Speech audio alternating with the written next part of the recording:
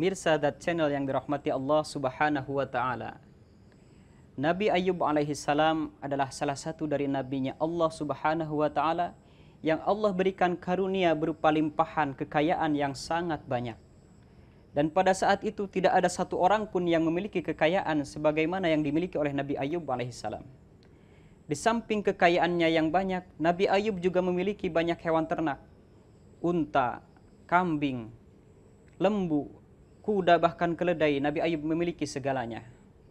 Namun pemirsa, yang harus menjadi perhatian kita adalah bahwa ternyata dengan seluruh kekayaan yang telah dimiliki oleh Nabi Ayub alaihissalam tidak kemudian membuat beliau menjadi sombong dan lupa diri kepada Allah Subhanahu wa taala.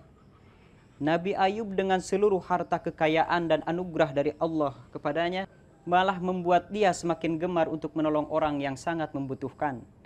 Dan dengan seluruh kekayaannya Nabi Ayub malah semakin giat melaksanakan ibadah kepada Allah Subhanahu wa taala. Karena ketaatan Nabi Ayub inilah kemudian syaitan merasa kesal. Ia kemudian mengadu kepada Allah, "Ya Tuhanku, Ayub sangat rajin beribadah kepadamu karena engkau begitu banyak memberikan kesenangan hidup dan kesehatan.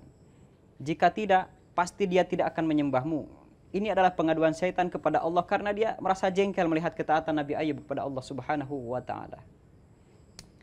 Kemudian syaitan ini memohon izin kepada Allah untuk menggoda Nabi Ayub sejadi-jadinya. Dan syaitan ini pun diberikan izin oleh Allah untuk menggoda Nabi Ayub. Setelah itu kemudian syaitan mengumpulkan seluruh bala tentaranya dan mereka membakar habis seluruh harta kekayaan yang dimiliki oleh Nabi Ayub alaihissalam. Ketika Nabi Ayub sedang melaksanakan sholat, maka datanglah setan kepada Nabi Ayub. "Wahai Ayub, kenapa engkau masih menyembah Tuhanmu, padahal dia telah membakar seluruh habis harta bendamu?" Nabi Ayub yang sedang sholat tidak menghiraukan apa yang ditanyakan setan.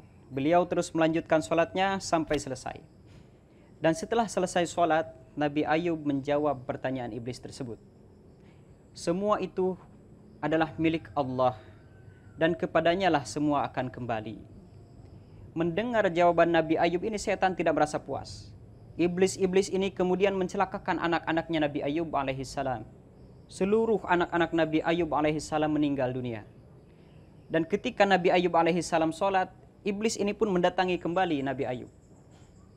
"Wahai Ayub, Tuhanmu telah mencelakakan anak-anakmu sampai mati. Kenapa engkau masih menyembahnya juga?" Kemudian Nabi Ayub kembali tidak tergoda dan melanjutkan sholatnya sampai selesai. Setelah Nabi Ayub selesai melaksanakan sholat, Nabi Ayub menjawab kepada iblis, "Anak-anakku adalah titipan dari Allah, dan satu saat Allah akan memintanya kembali." Tidak sampai di situ, iblis melihat ketabahan, ketegaran, kesabaran, dan keikhlasannya Nabi Ayub alaihissalam semakin merasa jengkel. Semakin kesal ia melihat ketaatan Nabi Ayub kepada Allah Subhanahu wa taala.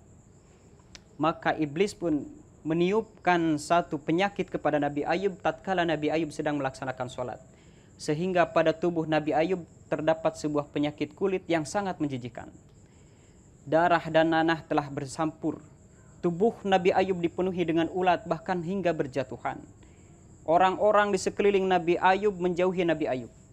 Bahkan kedua istrinya pun ikut meninggalkan Nabi Ayub alaihissalam. Namun Nabi Ayub tetap bersikukuh pada pendiriannya. Ia tetap melaksanakan ketaatan kepada Allah. Ia ikhlas menerima apa yang telah diujiankan Allah kepadanya. Nabi Ayub tetap giat beribadah dan berzikir kepada Allah Subhanahu wa taala. Salah satu istri Nabi Ayub yang bernama Siti Rahmah, beliau sangat setia menemani Nabi Ayub. Bahkan Siti Rahmah berkata kepada Nabi Ayub, "Saya tidak akan meninggalkan engkau hingga akhir hayat saya." Dan ini adalah sebuah perkataan dari seorang istri yang sangat luar biasa. Satu ketika karena tidak tega melihat keadaan suaminya, Siti Rahmah berkata kepada Nabi Ayub alaihissalam, "Engkau adalah Nabi Allah yang sangat mulia. Seandainya engkau memohon kepada Allah agar dia menyembuhkanmu." Kemudian Nabi Ayub merasakan kasih sayang yang besar dari istrinya dan beliau menjawab, "Aku sungguh merasa malu kepada Allah untuk memohon kesembuhan darinya. Sebab ujian yang diberikan ini tidaklah sepadan tidak sebanding jika dibandingkan dengan kesenangan yang telah Allah berikan kepada saya selama 80 tahun. Dan kemudian atas kesabaran Nabi Ayub inilah kemudian Allah mengutus malaikat Jibril alaihi salam kepada Nabi Ayub dengan membawa 2 buah delima dari surga. Tatkala Nabi Ayub didatangi oleh malaikat Jibril ditanya oleh Nabi Ayub alaihissalam, "Wahai Jibril, apakah Tuhanku mengingatku?" Kemudian malaikat Jibril menjawab, "Iya, dan Allah kirim salam buatmu, dan ia memerintahkanmu agar memakan 2 buah delima ini, maka dengannya akan sembuhlah engkau." Kemudian atas perintah dari Allah Subhanahu wa taala, Nabi Ayub alaihissalam kemudian memakan 2 buah delima yang dibawa oleh malaikat Jibril kepadanya. Setelah dimakannya buah delima ini, kemudian Nabi Ayub diperintahkan untuk segera berlari oleh malaikat Jibril alaihissalam. Tatkala Nabi Ayub alaihissalam menghentakkan kakinya, kemudian terpancarlah sebuah sumber air yang segar. Dan dari air yang segar inilah kemudian Nabi Ayub mandi dan minum, yang dengan izin Allah akhirnya Nabi Ayub sembuh dari penyakitnya melalui wasilah air tersebut. A'udzu billahi minasy syaithanir rajim. Bismillahirrahmanirrahim. وأيوب إذ نادى ربه أني مسني الضر وأنت أرحم الراحمين فاستجبنا له فكشفنا ما به من ضر وآتيناه أهله ومثلهم معهم رحمة من عندنا وذكرى للعابدين Sadaqallahul azim. Dan ingatlah kisah Ayub ketika dia berdoa kepada Tuhannya, "Ya Tuhanku, sungguh aku telah ditimpa penyakit, padahal Engkau Tuhan yang Maha Penyayang dari semua yang penyayang."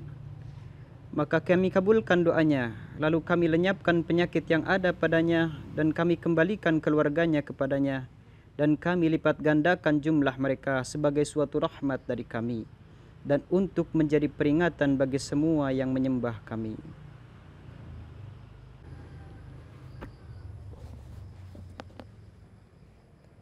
Pemirsa Dat Channel yang dirahmati oleh Allah Subhanahu wa taala, setelah tadi saya sampaikan uraian tentang kisah Nabi Ayub alaihissalam, saatnya kita mengambil hikmah dari kisah tersebut.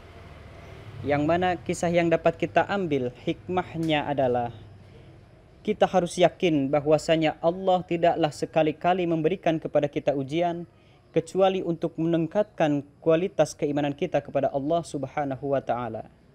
Apabila kita mampu melewati ujian tersebut, maka Allah akan meningkatkan kualitas keimanan kita, dan Allah akan memberikan anugerahnya yang luas kepada kita tanpa terhitung.